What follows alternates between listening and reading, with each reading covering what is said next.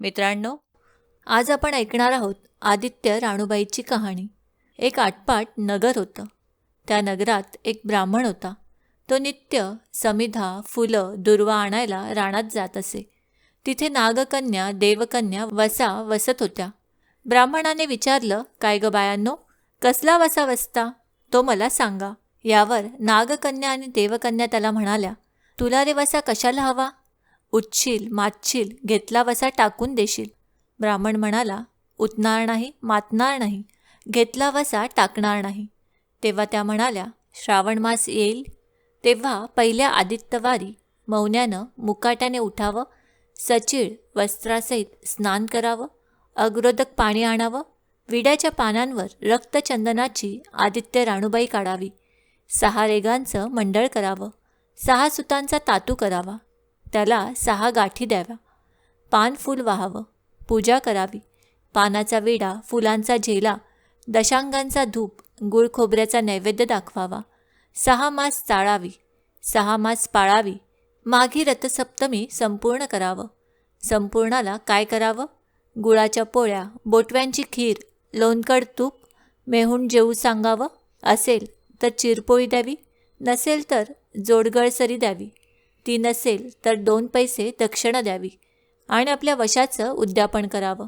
असा वसाय ब्राह्मणाने केला. त्याला सूर्यनारायण प्रसन्न झाला. भाग्यलक्ष्मी आली. तेव्हा राजाच्या राणीने ब्राह्मणाला बोलावू धाडलं. ब्राह्मण जाते वेळेस भिवू लागला, कापू लागला. तेव्हा राजाच्या राणीने सांगितलं, भिवू नका, कापू नका, तुमच्या मुली आमचे येथे द्या.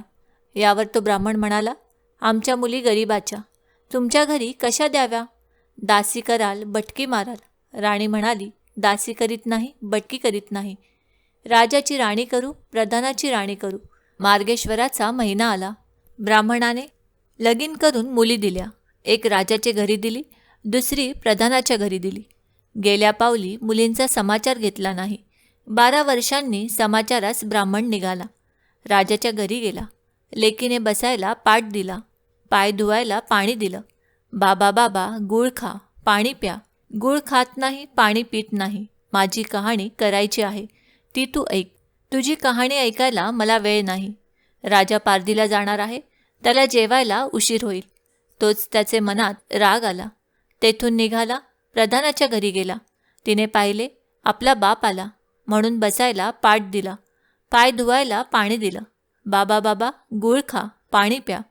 गूळ खात नाही, पाणी पित नाही. माझी कहाणी करायची आहे, ती तू अगोदर ऐक. तुझी कहाणी नको ऐकू तर कोणाची ऐकू? घरात गेली. उतरंडीची 6 मोते आणली. 3 आपण घेतली, 3 बापाच्या हातात दिली. त्याने मनोभावे कहाणी सांगितली. लेकीने चित्तभावे ती ऐकली. नंतर जेवून खाऊन बाप आपल्या घरी आला.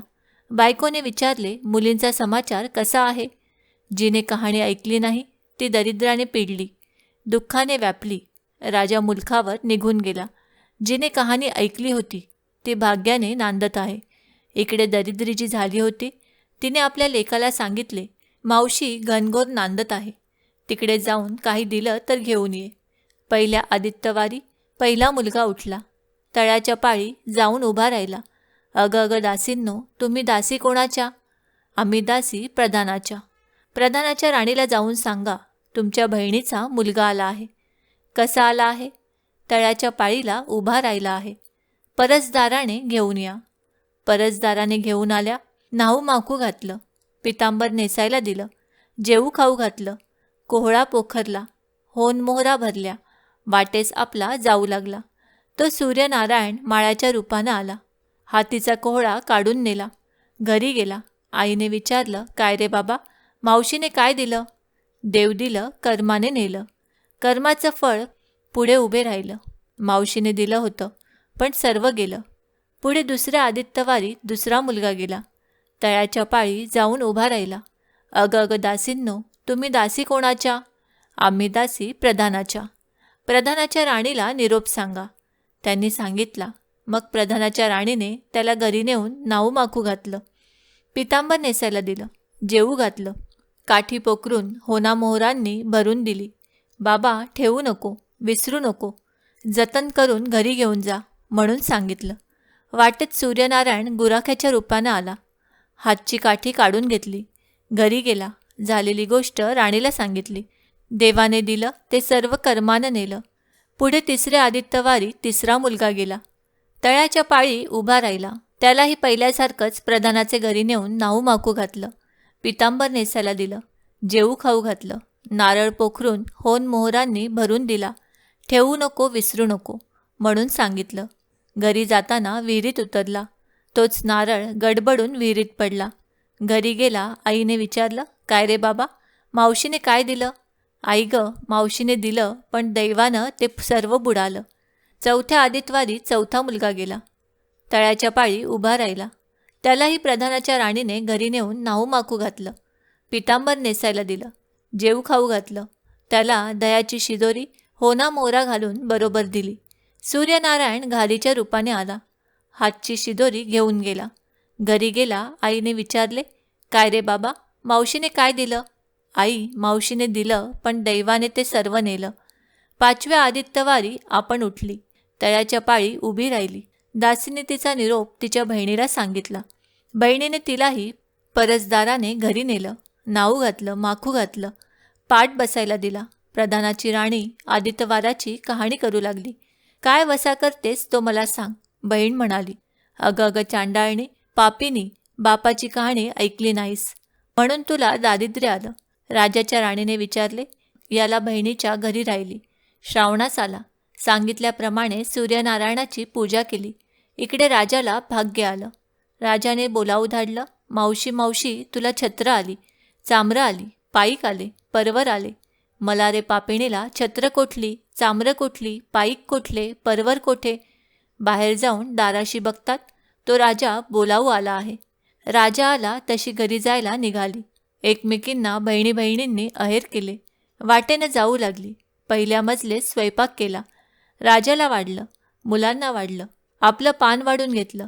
तो कहाणीची आठवण झाली. करा रे हाकारा, पिटा रे डांगोरा, नगरात कोणी उपाशी आहे का, याचा शोध करा. तुझ्या बाईची कहाणी ऐकून मला काय फळ, माझं पोट भरलं पाहिजे असे म्हणून तो राणीकडे आला. तशी 6 मोते राणीने घेऊन 3 त्याला दिली, 3 आपल्या हातात ठेवली. मनोभावे कहाणी सांगितली. चित्तभावे त्याने ऐकली. त्याची लाकडाची मोळी होती, ती सोन्याची झाली. तो म्हणाला, बाई बाई, कहाणी ऐकल्याचं एवढं फळ, मग वसा घेतल्याचं काय फळ? काय वसा आहे तो मला सांगा. तुला रे वसा कशाला हवा? उठशील, मातशील, घेतला वसा टाकून देशील. यावर तो म्हणाला, उतणार नाही, मातणार नाही, घेतला वसा टाकणार नाही. तेव्हा वसा मागितला. पुढे दुसऱ्या मजलेच गेली. स्वयंपाक केला. राजाला वाढला, मुलांना वाढलं. आपलं पान वाढून घेतलं. तेव्हा कहाणीची आठवण झाली. करा रे हाकारा, पिटा रे डांगोरा, नगरात कोणी उपाशी आहे का, याचा शोध करा. उपाशी नाही, काही नाही. माळ्याचा मळा पिकत नाही, विहिरीला पाणी लागत नाही. असा एक माळी चिंतेने बसला आहे.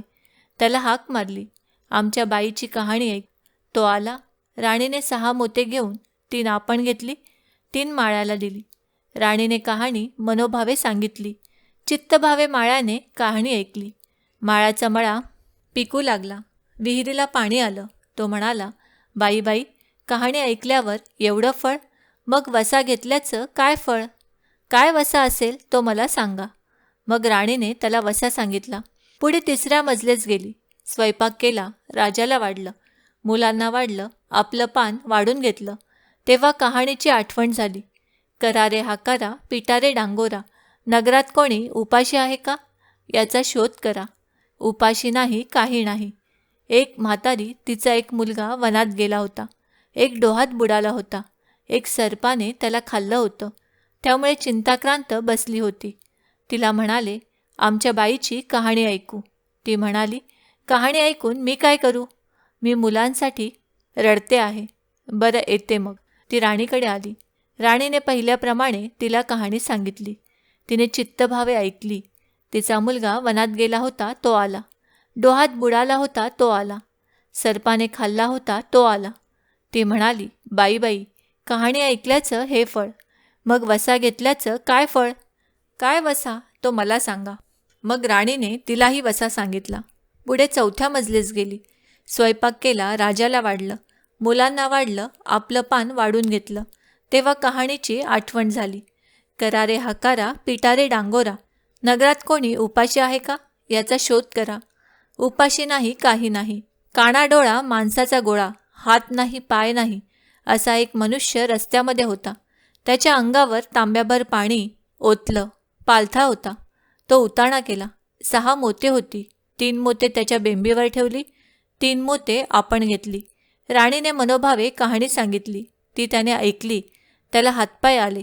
देह दिव्य झाला. तो म्हणाला, कहाणी ऐकल्याचं एवढं फळ, मग वसा घेतल्याचं काय फळ? काय वसा तो मला सांगा. मग राणीने त्याला वसा सांगितला. 5व्या मुक्कामाला घरी आली. स्वयंपाक केला. सूर्यनारायण जेवायला आले. 7 दरवाजे उघडले. लोह गंगाळ पाणी तापवलं. षडच पक्वान्न जेवायला केली. सूर्यनारायण भोजनाला बसले. त्यांना पहिल्या घासाला केस लागला. ते म्हणाले, अगं अगं, कोणा पापिणीचा केस आहे? राजाच्या राणीला 12 वर्ष दरिद्र आलं होतं.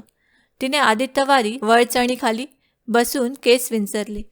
काळ चवाळ डोईचा केस, वळचणीची काडी, डाव्या खांद्यावरून वेशीबाहेर टाकून दे. राजाच्या राणीला सूर्यनारायणाचा कोप झाला. तसा कोणाला होऊ नये. ब्राह्मणाला, मोळी विक्याला, राजाच्या राणीला, माळ्याला, म्हातारीला, कोणा डोळा माणसाचा गोळा इतक्यानं जसा सूर्यनारायण प्रसन्न झाला, तसा तुम्हा आम्हा हो. ही 60 उत्तराची कहाणी 5 उत्तरी सुफळ संपूर्ण. ओम सूर्याय नमः.